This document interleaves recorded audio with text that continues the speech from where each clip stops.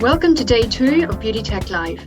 We have a great lineup of speakers today covering a range of different subjects, from the role of stores in today's digital world and DTC strategies to building online communities and how to better use short video platform TikTok. Before that, this morning we will kick off the second day by talking about fragrance.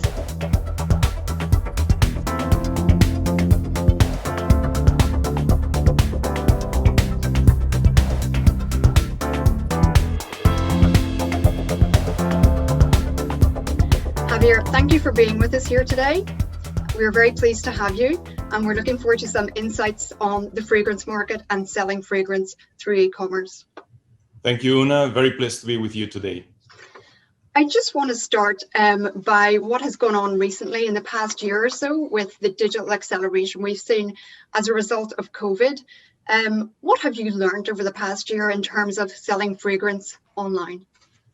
Well, definitely 2020 has been a year of learnings. I would say that the first thing we learned is the online penetration. That, as you mentioned, we projected it to be 25% by 2025. But what happened, according to the information we have for prestige fragrances, is that it went from 12-13% back in 2019 to 24% last year. So that was already meeting the projections we did for 2025. So when people say that it was 5 years in one, we tend to agree with that statement. What I think it's interesting is that half of that growth came from the fact that stores were locked down. But what we are seeing the beginning of 21 is that this online penetration is consolidating. So we tend to think that this will become even more relevant in the years to come. Another thing we learned is which have been the players that have been performing proportionally better. And I would say that we saw an exponential growth of our own e-commerce. But then when you take e-tailing, marketplaces, pure players, or omni-channel players, those who have brick and mortar as well as e-commerce, what we saw is that the omni-channel players perform better proportionally. And we think that that was due to the fact that consumers who were forced to buy online went to their trusted partner. Maybe another learning is the fact that we had to realize that it's about an omni-channel shopping journey, and that it's very relevant to understand that it's not online against offline, but it's how you amplify both of them. And we did things that we were forced to do. I remember a phrase that someone in our teams was saying, like, online is lifeline. So we took our BAs in the stores and they were doing online consultation. And that was really a very interesting learning that we are implementing going forward. And maybe the last point, and I will close that question, would be a cultural shift. You know that we have brands, we have a DTC model, so they are very used to retail business. But many other brands were relying on a more wholesale business model. And what we saw is that online is an always-on reality, and you have to be permanently on top of it. It's a retail business, so it changes very much the way you approach and you operate. Those were maybe the key learnings for us last year. Okay, so there's a lot there. I'm going to come back to you on several of those points. Just in terms then of the share of online. So you said you've already reached the 2025 level there. Do you see a maturation point for the online channel in the fragrance market? Do you see, for example, it reaching perhaps 30% and then after that it will stay at that level? Or can you see a lot more growth and it's, online taking a much bigger share of the fragrance market eventually? Well, it's difficult to venture into projections, having seen what has happened recently. But what we think is that 25%, which we projected for 25, was already the case last year. We thought that it was going to go down and then go up again. I would say that we tend to think that this percentage will be quite higher. And the reasons why this will be quite higher is because that consumption behaviors tend to take a long time to change, but shopping behaviors change much more rapidly. And we think that consumers who have broken let's say the sphere of buying online will not go back, and they will continue buying online. Plus the investments that both retailers and brands are putting in place in order to improve the e-commerce experience is going to push even more consumers to buy online. Also, the geographical footprint will have an impact on that. So if you think of China, a market in which we are seeing our perfume brands, let's say, growing exponentially, China is projected to be a very relevant market, a top market in the years to come. And due to the fact that it has a very high online penetration, this will also push the, let's say, the global online weight much higher. And the last point that I was thinking of is travel retail. So travel retail will come back. The question is it going to come back the same way it was before, or is it going to come back embracing digital, which was probably not so much the case for the industry before? So we think that with all those factors, the percentage of online will be much higher. Having said this, still for perfumery, physical stores will continue to be very relevant. Okay, that's what I wanted to ask you about, because obviously you've outlined there the importance of omni-channel. But obviously the increase in online sales is having an impact nonetheless on the brick and mortar retails. I mean, we've seen it in the UK. It's been something that's been going on for quite a long time in the US as well. There have been a number of store closures. Douglas in Europe has also announced a number of store closures between now and 2022. How do you see the impact of online sales on the brick and mortar store? And perhaps how do you see also the role of the retail store changing as a result? Well, we think that the role has to evolve. Clearly, online, what it provides, is convenience. So, and the fact that online, in our projections, will continue growing, forces retailers and brands to redefine the role of the stores. They have to become much more experiential. They need to be elevated. If they rely on a transactional approach, they will lose the race to online. And I think what's important is, as you mentioned, is this omni-channel approach to that. It's not online against offline, is what's the role of the stores and how this amplifies the entire shopper journey. How can we improve that? I think shoppers will go to the stores if there is a reason to go there. And for us, the experience is very relevant. And experience, it can be educational, it can be fun, it can be entertaining, it can be aesthetic. What it cannot be is just transactional, because then there is no point to go to the stores. We will partner with retailers in order to make this happen. And we are working with technologies and ways to express the brands. In the past, it was called retailtainment, but this needs to be enhanced in order to improve and elevate the role of physical stores. Can you see, though, more store closures? Can you see that happening?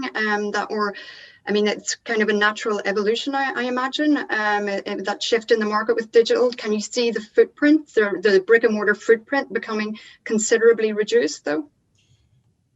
The straightforward answer is yes. No, basically, what COVID has done is accelerating underlying dynamics.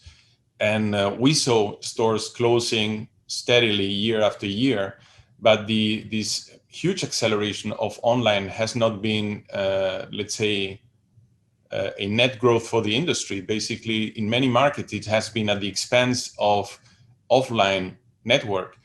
And this will make some of the doors unproductive. This will force some door closures.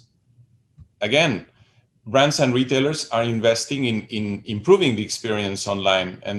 So this shift towards more online will also make some of the doors, if they also do not transform themselves, less relevant. Shopping behaviors are changing. And lastly, I think for brands, what we are doing is also shifting investments from offline to online. Offline will continue to be very relevant. And for perfumery, it's key, because no one has cracked the formula of smelling online. So we rely on stores to play that part of the journey. We think it's very, very relevant. We will continue investing there, but it is true that part of the investment will shift online. So in the less relevant doors, there will be no animation and less focus from brands and retailers. And this will accelerate these underlying dynamics. Okay. And just there, in terms of the e-commerce side of the business, the online side of the business there, I mean, there are so many different formats today for selling online, and it seems that they're multiplying almost by the week. There's social commerce, there's the branded sites, you mentioned D2C, there's marketplaces. I mean, which of those formats do you think are best adapted to selling the fragrance category? I would say, we are a multi-brand portfolio company with brands that range from ultra premium like Penhaligon's, L'Artisan Parfumeur, or Christian Louboutin, to prestige brands like Paco Rabanne, Carolina Herrera, or Jean Paul Gaultier, to local heroes like Kama in India. So I think it depends on the brand strategy. If you take niche, for instance, if you want to provide that very special treatment, that very personalized connection to consumers, then e-commerce is the cornerstone of that strategy online. And that's what we are doing, and we see amazing results in that area. The same happens with prestige brands, but if you take about materiality, the size of the business here, e-tailing is more relevant. And here players like omni-channel players, pure players, marketplaces, and even we start social commerce, as you were mentioning, is relevant. What I would say here is that it's not about one or the other. What we think it's more important is who understands how to add value to consumers, and who allows the brands to express themselves and to keep building brand equity. That for us is the most relevant thing. And we partner with those who allow us to do that exercise. Otherwise, if it's transactional and purely value, we think it's missing the point. Okay, and just on that point of the consumer, and also about being transactional and purely value, do you think it's a different type of consumer who is buying online than the one who's buying in a store?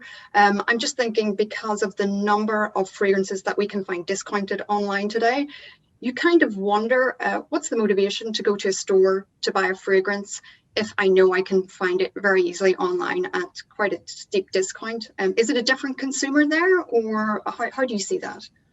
Well, from the consumer intelligence we have, we know that the major part of consumers, and I'm talking generally and not country specific, are omni-channel consumers. So it's not people who go rather to the stores or just buy online.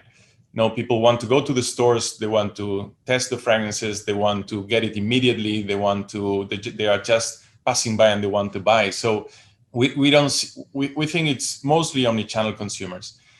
If you say why should people go to the stores if they can find a cheaper offer online? What we saw during COVID, and I think that's very interesting, is that people who moved to online did not go to the cheapest offer. They went to the trusted retailer. And I think the relationship and the trust that brands and retailers build with consumers is very, very relevant. It's not everything about price. It's about what kind of service, what kind of connection, what kind of loyalty programs do you have? That's where we need to focus on. And another relevant point is when you take young consumers, they like to buy from the brand directly. They like to have that connection, and our brands are working hard on understanding who is their consumer base, connecting with them, talking with them. And we think that's something that we see more and more. It's this, how do you manage your community? So yeah, that would be my answer to that. Yeah. That's interesting, because also there's this issue of standing out online. I mean, as I said, there's so many places where you can buy, and there are so many fragrances available there. It's becoming increasingly difficult to stand out online. How can you make your offer distinguish it in an e-commerce world there? Part of our online strategy is what we call mastering the omni-channel connection and conversion of consumers. For us, what's important is that brands understand who is their consumers, what's their shopping journeys, which are the touch points. And every touch point is an opportunity to add or to destroy value in front of consumers. If you as a brand understand which are the key touch points for my brand, how can I add value in that moment? How can I make it spiky? How can I have a competitive advantage in that moment? That's part of your strategy. And then what can I say? Puig is a company that it's known for creativity, disruption, and we have amazing teams who are provoking in terms of product development, in terms of content. No, let me give you an example. We learned recently that in Google search, the most searched male fragrance is Paco Rabanne 1 million, and the female fragrance with the highest acceleration is Carolina Herrera Good Girl. So that's a way to create interest in consumers and to stand out. And then when it comes to conversion, so when consumers finally go to a platform, be it your own platform or in a retailer's platform, then what I would say it's fix your basics. This is about execution a lot, no? So we call it brilliant basics, and I heard some time ago someone that was saying execution is sexy, and I tend to agree. So you need to make sure that in terms of share of search, visibility, product availability, ratings and reviews, that really all those things are met in order to be able to stand out.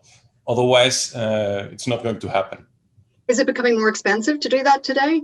It's just we're hearing about, for example, Google and some of the big tech players also having, you multiply by 3 in some cases, how much it costs for search and etc. online. Is it becoming much more expensive too?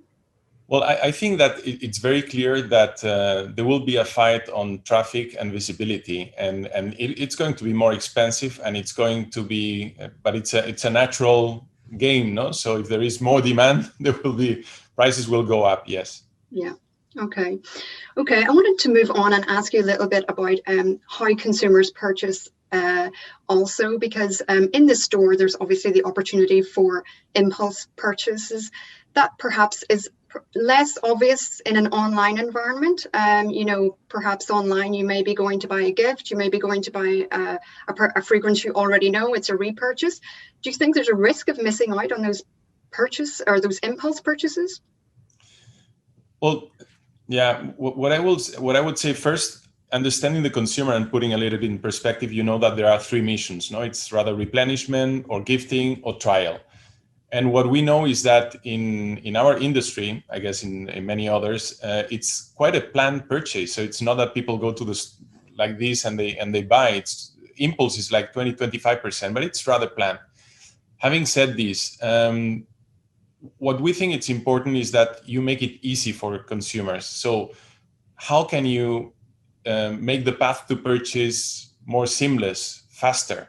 So if they have too many clicks in order to buy, that's not going to happen. Social commerce, I think it's very interesting when you see what's happening in China with live streaming. It's a very immediate way to see something that interests you and then guide you to the purchase. And something that it's also important is how can you reduce the fear of mistake? And that's something that it can be through consultation. It can be with specific formats. It can be with a try before you buy. So there are many ways to make sure that that you can improve impulse buying. And at the same time, I come back to the brilliant basics. Make sure that your brilliant basics are fixed, and then things will happen. But is it difficult though to encourage that discovery process? For example, do you see online being perhaps mainly for those gifting periods, for example, Valentine's Day, Black Friday, etc., or can you see it also for discovery? I'm just wondering how you can perhaps encourage the purchase of new fragrances through e-commerce, fragrances that you've just launched that people may not be aware of before or haven't smelt before, for example. Well, clearly, when we compare the purchasing patterns online and offline, what we see is that online, you have a higher percentage of gifting and replenishment and lower of trial. That's very clear, because the industry has not yet fixed the issue of trial of smelling fragrances online. No, that's very clear. One of the things we have done, and you were mentioning at the beginning, we have developed a fragrance profiler, which it's a proprietary technology, something in which we have spent several years. And basically what this profiler does is a combination of the largest perfume database with amazing images on ingredients with keywords. So you cannot smell, but it's the closest approach to being able to smell through images and words. And basically what consumers can do then is to have their own olfactive profile. This is amazing because what can you do with this profile? You can, for retailers, it gives you the opportunity to do much more targeted sampling. For consumers, you can share it with your friends so that they make sure if they make you a gift that it will be the right one. And we have been implementing these in our own websites and also with some retail partners. And the results have been amazing in terms of conversion and engagement and average transaction value. So we think that, yes, gifting and replenishment is much higher than trial. The industry has not yet found the right solution to that. We have found a technology that is very strong, but if someone finds a device that helps you smell through the phone, please let us know. We would be very interested. Okay. Apart from that technology, which is very interesting, just in terms of consumer profiles, etc.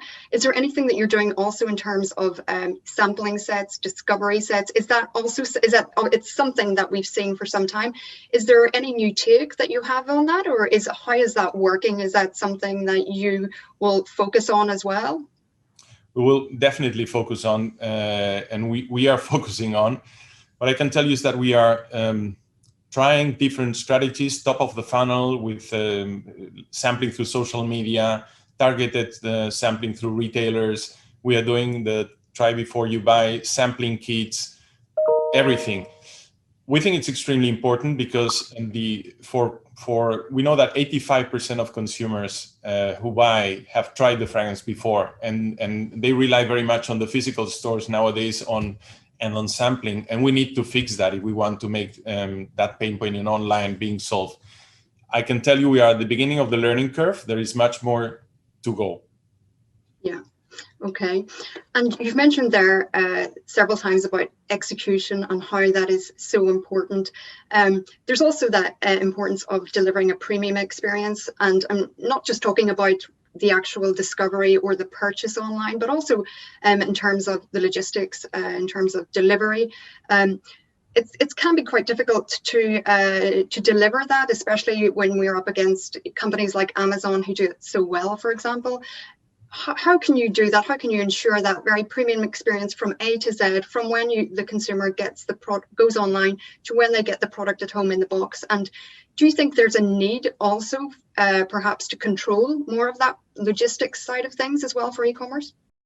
Say definitely yes. So if you buy yourself a premium product, a luxury product, what you expect is that the entire experience is right from the purchase to delivery to unpacking. Everything has to be right, and this is putting a lot of pressure on our operations teams, because the customer service as well as all the shipping has to be right. And you are right, the bar is very high. People expect it to be same day delivery or next day delivery. Just to give you an example, what we observed in some markets is that the last days of Christmas, online sales were going down. Why? Because consumers did not rely on the ability of retailers or brands to ship on time, and they didn't want to miss the moment of the gift.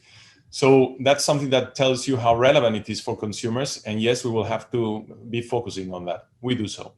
Does that mean, we've seen in some other countries, for example, e-commerce companies taking a share in delivery companies, or engaging in deeper partnerships with companies that are focused on logistics? Is that something also that you would look at? Or? Well, I don't think Puig will do it directly, but what I'm sure is that any retailer or any company which is involved in logistics will make sure they have that kind of ability. Otherwise, they will not be competitive. Okay. I just want to ask you one last question about how you see the BA selling online as well, because you mentioned at the beginning that there's an opportunity there through online tools to better communicate with the consumers. For example, we've seen a lot of live streams that have been done by BAs, different tutorials, etc. Can you tell us a little bit about some of those initiatives and how you see that perhaps progressing in terms of the service element that you can provide there through e-commerce? Yes, what we did last year was doing this virtual consultation, and it was proving very interesting. At the same time, one of the areas we're working on is how can you empower the BAs through technology? So it's the profiler, for instance, or another technology we have developed, which is Parfum, which also fixes one of the pain points of consumers, which is the saturation. So you can smell 4 or 5 fragrances, but then the alcohol saturates your nostrils. So we are using those technologies in order to enhance the ability of our BAs to connect with consumers and elevate that experience. So we think that we will see in the coming years, and I think we are scratching the surface, much more of empowered BAs working online and offline, using technology in order to elevate that experience with the profiler, with Air Parfum, with information they are getting on their tablets and so on. So I think they play a key role. People go to the stores to have an elevated experience, a personal experience, and we see this connecting much more omni-channel than it was in the past. Okay, that's great, Javier. Thank you very much for those insights and for sharing your knowledge on selling online and experiencing fragrance online. Thank you. Thank you, my pleasure. Bye.